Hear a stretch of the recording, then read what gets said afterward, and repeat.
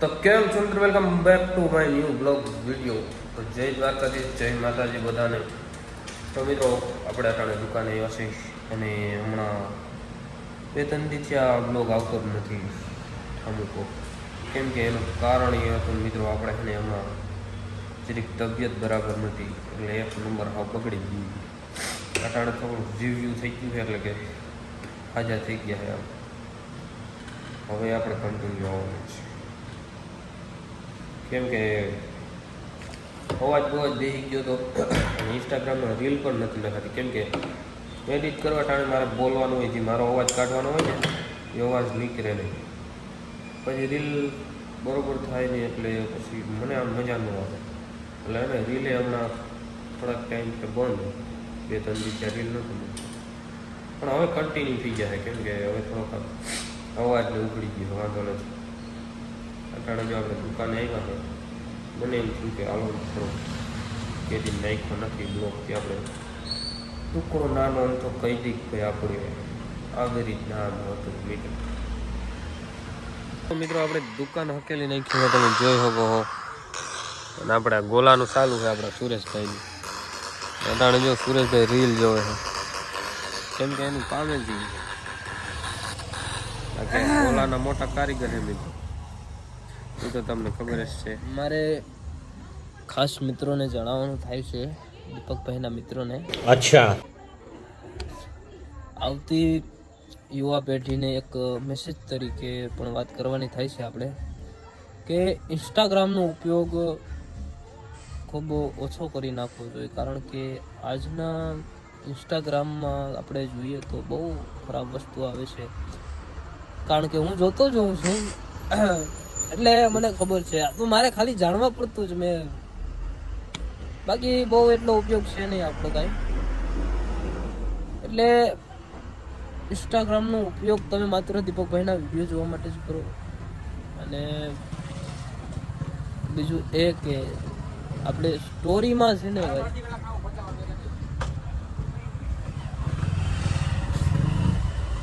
સ્ટોરીમાં આપણે કોઈ દી આપણું દુઃખ ન દેખાડવું જોઈએ, બરોબર? કારણ કે આપણા ભાઈબંધોને મજા આવે.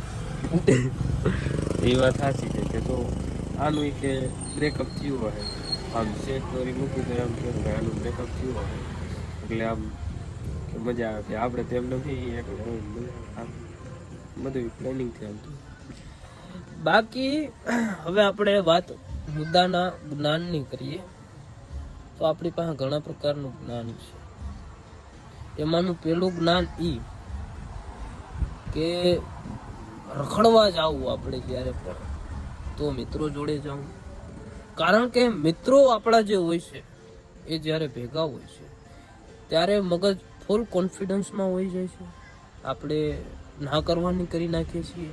પસ્તાવો ભલે ઘરે આવીને થાય એકલા હોય ત્યારે, પણ એ ટાઈમ ઉપર આપણે મોજ તો માણી લીધી ને, જીવનને સાચી જીવવાની.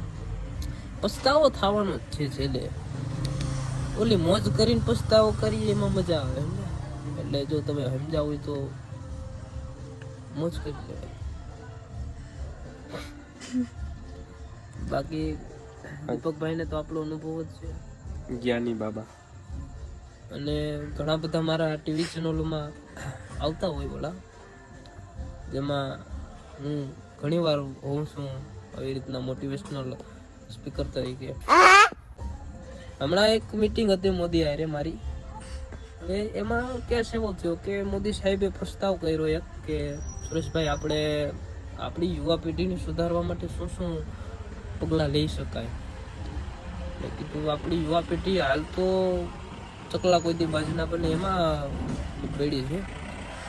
એટલે છે બધા ચકલા છે, એમાં કોઈ કાંઈ છે નહીં. કારણ કે બધા માણસ છે યાર, બધા એમ જીવ હોય. ચકલો હોય તો ચકલામાં જીવ હોય, બાજુ તો બાજમાં જીવ હોય, બરોબર? કોઈ એવું કહેવાય રાજા મહારાજા નથી. ચકલું હોય તો ચકલું ટાણે એનું જે એની અંદરની જે સાચી શક્તિ હોય એના સમય આવીને બતાવી શકે છે. અને બાજુ હોય એનો પણ ક્યારેક એવો ટાઈમ આવી જાય કે એને શું કહેવાય નબળા દિવસો કે આવી શકે. બીજું તો અને ઇન્સ્ટાગ્રામ અત્યારે બહુ ક્રેઝ હાલે છે આપણા સમગ્ર ભારતમાં. અને મારી જે ઇન્સ્ટાગ્રામની ફીડ છે ને ભાઈ, એમાં તો કહું ને તો બધું હાવ નેક્સ્ટ લેવલ ખરાબ વસ્તુ આવે છે. હવે એનું મને કારણ ખબર નથી, કારણ કે હું વિડિયા તો હારા જ ફેરવતો હોય, પણ એ પછી જે વિડિયા ફેરવતા ફેરવતા એકાદો કોમેડી આવે. પહેલા હારી ફીડ આવે, પછી કોમેડી આવે, સમજ્યા? પહેલા સ્ટોરી સ્ટેટસ આપણે હારી એવી વસ્તુ કાંઈક જાણવા જેવી હોય એવી આવે, પછી કોમેડી આવવાનું ચાલે, પછી જે વસ્તુ આવવા માંડે ને ભાઈ કોમેડી પછી, એટલે પછી ખરાબ થઈ જાય આખી ફીડની કવી થઈ જાય. એટલે ઇન્સ્ટાગ્રામ વસ્તુ જ ગતની સમજાતી નથી ભાઈ મને તો, કે આ ગતનું ક્યાંથી ક્યાં લઈ જાય નહીં. હકીકતમાં તમે જોયું હોય છે કે તમે જે વિડીયો જોવા માંગતા હોય એ તમારી સામે આવી જાય પાછો થોડીક વારમાં. એટલે એ તો આપણો જ પ્રોબ્લેમ છે કે આપણે એવું જોતા જતા હોય, સમજ્યા? જેમાં મજા આવી જ આપણે પાછું એમાં રાખીએ, એટલે વસ્તુ એ થાય. પણ આ બધું જાણો. અને બીજું તો એ તમને કહેવા માંગતો હતો કે આપણી જે આ યુવા પેઢી છે ને આખી, એમાં એક નોર્મલ વસ્તુ તમે જોજો, બધામાં જનરલ બધામાં બધા પાસે ગર્લફ્રેન્ડ છે. મને જ નથી ખબર પડતી કે મને નથી ખબર કે મારા કયા સોઘડિયામાં જન્મ થયો હોય ભાઈ. અને એક બાબતે હારી છે કે હું અહીં ધંધો કરી શકું, ન કરતો હું નો ચેટમાં પડ્યો હોય એટલે બરાબર છે. એટલે આ ગોલાનું તો ટેમ્પરરી છે યાર. બાકી બિઝનેસ તો મારો બીજો જ એટલે સમજ રહ્યો ને, બિઝનેસ મારો બીજો જ છે. આ તો શું કહેવાય કે આપણે ટેક્સ ના લેવું હોય ને એટલે દેખાડવું પડે, સમજ્યા તમે? બાકી આપણે આવડા ધંધા કરતા જ નથી. આ તો આપણે ગોલાનું કરીએ છીએ, નાના માણસ છીએ અને હાલે છે આપણું. અને બીજા નંબરમાં તો એ કે હું થોડોક સમાજવાદી માણસ છે, અને આપણે યુવા પેઢીને સારા રસ્તે લઈ જવાનું એક પ્રયત્ન હું દર વખતે કરતો હોય. આપણે મોદી સાહેબ ભેગો પણ હું ઘણી ફેરે હું છું, તમે જોયું હોય તો. આપણે હમણાં જ વિજયભાઈ રૂપાણીને હારે વાત થઈ, પછી આપણે ભૂપતભાઈ હારે વાત થઈ. એટલે આવા લોકો હારે મારું ઉઠવા બેઠવાનું તો હોય જ છે. હમણાં જો ફોન આવશે થોડીક વાર પછી, એને કાંઈક કામ હતું મારું, એટલે એ લોકો અહીંયા આવવાના હતા. અમારે અહીંયા થોડુંક મારું ગેસ્ટ હાઉસ છે ને, ત્યાં બધા લોકો આવવાના હતા. ને વિદેશના થોડા ઘણા લોકો પણ આવવાના હતા, આપણે રશિયા બાજુના. બીજા કોઈ લોકો વધારે આપણે બહારનો કોન્ટેક્ટ છે બરોબર, આપણે ખાલી અહીંયા એટલો જ કોન્ટેક્ટ છે પાકિસ્તાનથી ચાલુ છે આપણે. એટલે આ સુરેશભાઈ રહ્યા બહુ સંસ્કારી, જ્ઞાની, બહુ વ્યવસ્થિત માણસ છે. અને એટલે જ દીપકભાઈ મારા ભેગા છે. આપણે સારા માણસોને હારે જ ઉપર બેઠો હોવી જોઈએ હકીકતમાં તો. અને બાકી આપણો સમાજ પણ બહુ સારો છે, એમાં કાંઈ ખરાબ વસ્તુ નથી. બાકી લોકોને તો ખબર જ છે. અને આપણે એક વસ્તુ એ છે કે આપણે છે ને લોકોમાં વિકૃતિ પ્રકારની થઈ ગઈ છે કે આપણે ભલે હારા હોય પણ પછી કદના પાછળથી આપણી ખરાબ જ કરવાના છે, સમજ્યા? એટલે હારા થાવ ખરાબ થાવ એ કંઈ ફેર જ નથી પડતો આ જમાના પ્રમાણે. પણ આપણા જે કરમ છે ને ભાઈ, કરમ હારા કરજો તો દીવા થાય. તો મિત્રો આવું જ્ઞાન તો આવ્યા રાખે, એટલે કાંઈ મનમાં લેવાનું નહીં, અને જે લેવાનું હોય મનમાં લઈ લેવાનું. મિત્રો જો મિત્રો આપણો એક જ નિયમ છે, સાહેબે આપને પહેલેથી શીખવાડી ગયેલ છે, અને આપને તો એનું સર્ટિફિકેટ પણ દીધેલું છે કે તું છોકરા કે આ કાનેથી લેવો ને આ કાનેથી કાઢશું. ત્યારનું મેં આ મારા જીવનનું એક રાખી લીધું છે ઓલું, સમજા? એટલે આપણા જીવનનો નિયમ થઈ ગયો છે ભાઈ, આ કાને જ લેવાનું, આ કાને જ કાઢી નાખવાનું.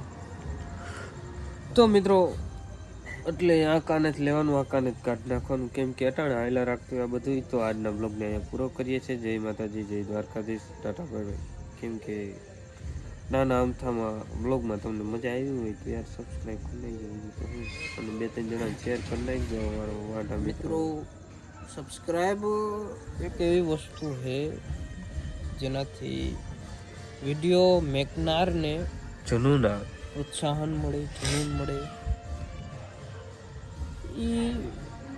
એનું પ્રોગ્રેસ જોવે તો કાંઈક બિસાડો કાંઈક કરે આગળ.